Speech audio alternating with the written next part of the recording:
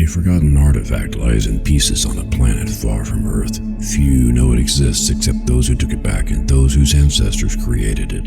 4 young people are thrown into a race against emissaries of the gods to find his pieces. Mistrust, greed, and magic are tangled in an endless web. What will the fate be of the universe once it is found and reassembled? Get Scepter of the Gods, The Rod of Truth now on Amazon, and get wrapped up in the saga that will not let you go.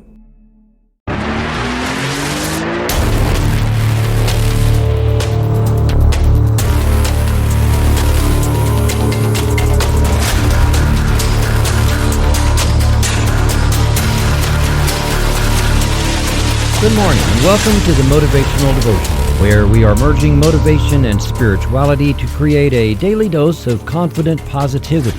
I hope that this morning's podcast will help you to be more spiritually and positively motivated so that you can transform your day. Good morning to you, and thank you for joining me today at the Motivational Devotional. I am Mark the Writer, and today is the 10th episode of our series, 50 Ways to Love Your Soul. Are you finding at least a handful of things that work great in helping you grow into who you want to be? Not that I'm the ultimate expert on these, but I have found all 50 of these to be very helpful for my own journey through this lifetime, and I am sharing my best of, so to speak. If you know someone who could use some encouragement in setting goals and taking life by the tail, then please share this podcast or share the blog version from motivational-devotional.com if reading is more their thing than listening. So today is Love Your Health. And we knew this had to be coming along in one of these episodes, didn't we? Today is the 13th of January, which means that some people have given up their exercise New Year's resolution about, 11 days ago. I get it. I really do, because I've done the same thing in years past. We see other people looking so great. We remember days when we did too. So we think that this year is the year. Gonna do it, man. Gonna hit the gym, take off pounds, pack on muscle, trim the waist, tighten the glutes, and get looking good, man. What we don't count on is how terrible it's going to feel at first. Oh, maybe the very first day it feels great and we are high-fiving the mirror, but then the next day when the muscles hurt and we start developing a serious case of don't feel like it-itis, we start the bargaining process already. We think, well, maybe too much too soon isn't so good, so skipping a day wouldn't be a bad idea. Did you ever notice that it isn't the day after a new workout or a really hard workout that the muscles hurt the worst? It's the second day after, and so the next day the bargaining gets worse, and we think that maybe it's a better idea to just kind of ease into this whole idea of getting healthier. I mean, who was I kidding that I could just jump right into a new routine and hit it every single day for the rest of my life? Is any of this familiar to anyone else? Well, maybe it isn't the gym. Maybe you had the plan to start eating healthy in 2024, and today, the 13th, you've already blown it every single day, and you're saying to yourself that, well, eating healthy in 2024 means you still have up until December 30th to squeeze it into this year. I want to offer some encouragement to anyone listening to or reading this. Who wrote the rule that all good changes have to start January 1, and if you blow it, then you have to wait until the next January 1? I mean, how really stupid is that? I also have a plan for 2024, but it isn't to do some fantastic and mega healthy change in my diet. My plan is to simply love myself enough to eat well. That's it. Eating well might mean something that is a little high in fat, but is still very healthy.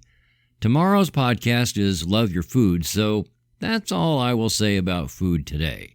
I didn't do my elliptical for weeks, all through the Christmas holidays, except for once. But I got on it today, and I did 35 minutes, and I will get back on it tomorrow. So here's the thing that I believe and have come also to know as truth because it has been validated in my life. When it comes to loving my health, I've realized that it's all I've got. I don't have a spare health suit in a closet that I can pull out when this one wears out. It doesn't work that way, does it? I worked for several years in long-term care facilities, and I've seen what being alive is like when death rides your back every day. It is not pretty. I say being alive because for most of those people, it wasn't living. It was just being alive. Do you know what you do to not be in that situation? You do something about it now, before it becomes an issue. When I made the decision last year to lose 50 pounds, I felt like crap, quite honestly. I looked at myself in the mirror, and I could see that I looked tired. I was heavily grieving the loss of my wife. All the dreams I had for my life were tied up in things we had planned to do together, and was suddenly concerned about living long enough to make sure my house, all the stuff in it, and my pets had a proper plan so that I would not leave any kind of burden for anyone else. Now, I knew all this would take at least a few years to get in order, so it wasn't like I felt I was terminally ill or anything. But then as I started to put that stuff on paper to figure it out, I thought about the things we had planned to do, and I thought about my own dreams that I had independent of those things. I realized that if I loved my health, I would have more control over how I took care of everything else. I realized that if I let our dreams drop just because she was no longer here, it was like throwing away a lot of her life, and the best way to honor her life and add value to it, even after she was gone, was to gather up the pieces of those dreams and figure out what could be salvaged.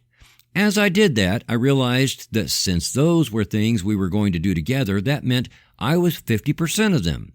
And I realized that I could dust off the ideas that I still felt passionate about doing, drop the ones that were alien to me, and rebuild a lifelong dream for my own journey. I also realized that if I were to do that, I would much rather do it without death riding my back.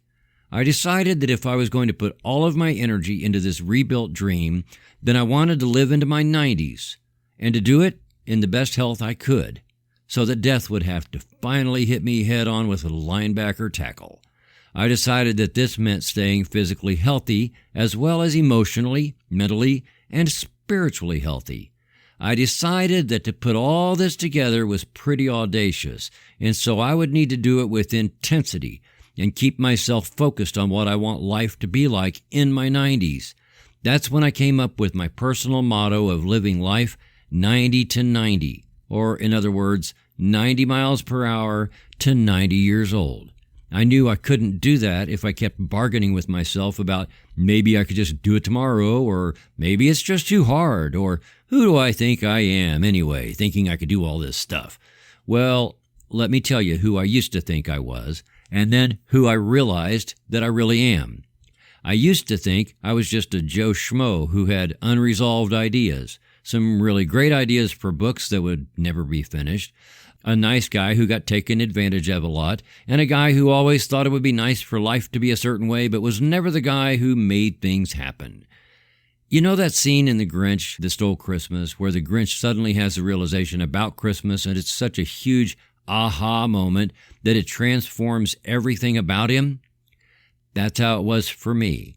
And looking back, I can honestly say that I was a Grinch that stole my own life. I think maybe a lot of people are, and we do it by letting a lot of things sneak into the subconscious and steal the very best parts of who we could be. In that profound, paradigm-changing moment, I realized that who I am is the person my wife always said I could be, and the person she saw on the inside. Who I am is a guy who is highly creative, intelligent, capable, knowledgeable about my health, and teachable. No matter how old you get, you always still need to be teachable because there is always something to learn. Now, I say all this to you on this episode because at the very core of it was the fact that I had to learn to love my own health. That is not the same as saying I should do this or I ought to do that because that's what everybody else is saying people should do. No, not at all. I owned my health. People I worked with looked at me like I was a little bit crazy, and I realized that I liked that because they wouldn't know what to expect next. They didn't look at me that way as I got close to losing those 50 pounds, though, and that felt good. Really good. Without loving my health, none of the rest of anything I've done in the last year would have been possible. My emotional and mental health had to be rock solid, or I would have thought about learning to do a podcast, and I would have decided, heck with it, probably not a great idea anyway. My spiritual health had to be rock solid because the universe over the summer just dropped a very special person into my life, a life that I was planning to live as a hermit the rest of my days. My physical health had to be rock solid so that I could have the energy to put things together. So, what were those dreams? Simply said, those dreams were to create. And so my specific lifelong dream now is to create. I write and create stories. I record and create podcasts.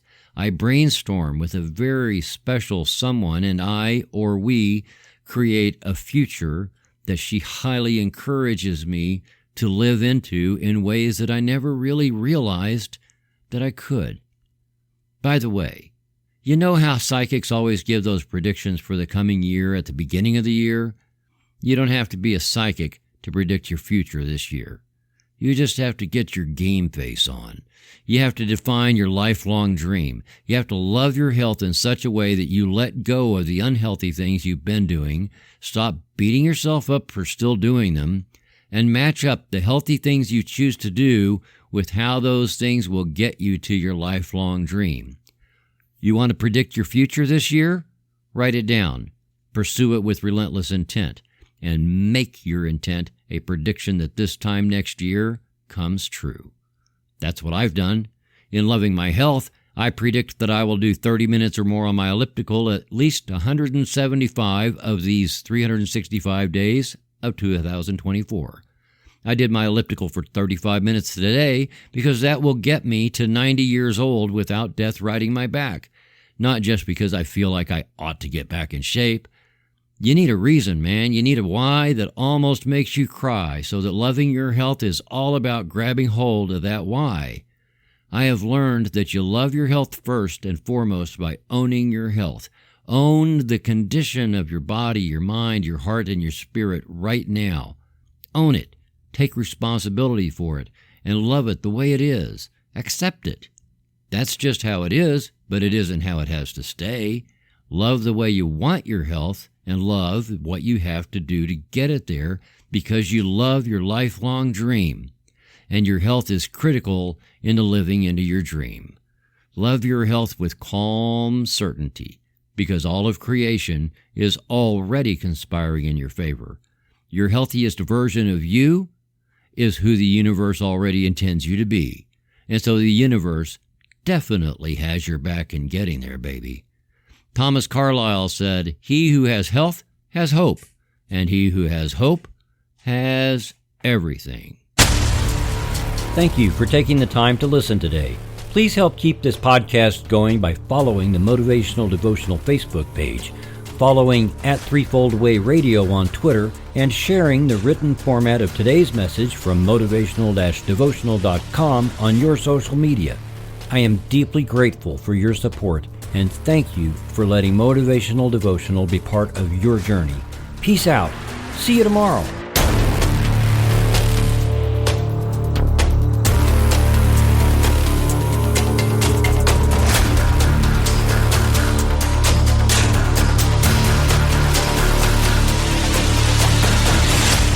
Motivational Devotional is a production of Threefold Way Radio, LLC.